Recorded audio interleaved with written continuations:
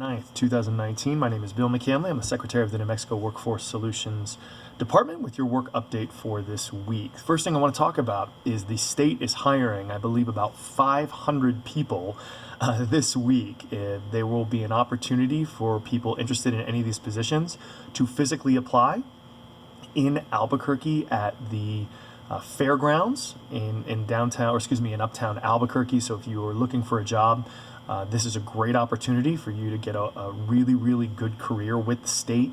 The pay is pretty good, but even more so, there's a great work-life balance working for the state. There's great healthcare benefits, one of the best retirement plans in the country, and you have an opportunity to make your community better with a whole bunch of different departments. So I'll be posting the website with all of the information about the rapid hire. Additionally, if you are outside of the Albuquerque Santa Fe area and want to apply for a job either in Albuquerque or Santa Fe or at one of our regional offices, many of the departments have regional needs, you can go into any one of the Workforce Solutions offices from Wednesday to Saturday and do an interview over Skype. So bring a resume and be ready to tell people why you think you'd be great for the job. We'll be posting the details for that, so please think about working for the state of New Mexico. Secondly, on Saturday, we had the first ever Governor STEM Challenge. We had 46 high schools from around the state bring projects in that addressed different ways to answer a question that Los Alamos National Labs put out, which is use technology to make us safer. And the diversity and amount of projects were amazing. You had people that wanted to use drone technology to get triage medical equipment out to people that were in the oil and gas fields or working on environmental stuff when there was a health incident. You had all sorts of cybersecurity and algae biodiesel plans.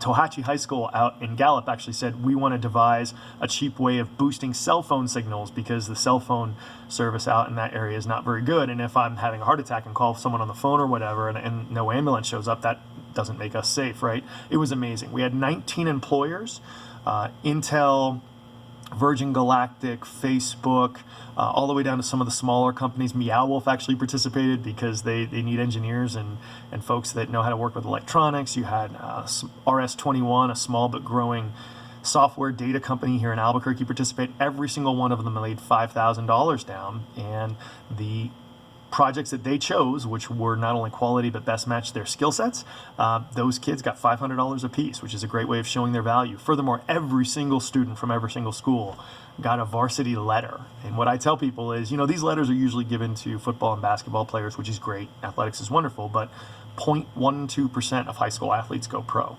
If you want to be an engineer, a computer scientist, a healthcare person, you're all going pro. And so it was a really great way to recognize some of these students for the great work they've done, get them some money, and show them that they can stay here in New Mexico and get jobs if they get the right skill set.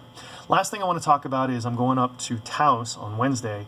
We have an Americorps program up there called the Rocky Mountain Youth Corps. For those of you that don't know, Workforce Solutions oversees the Americorps programs throughout the state. There's a bunch of programs that do everything from what Rocky Mountain Youth Corps does, which is maintain trails and do good stuff on public lands.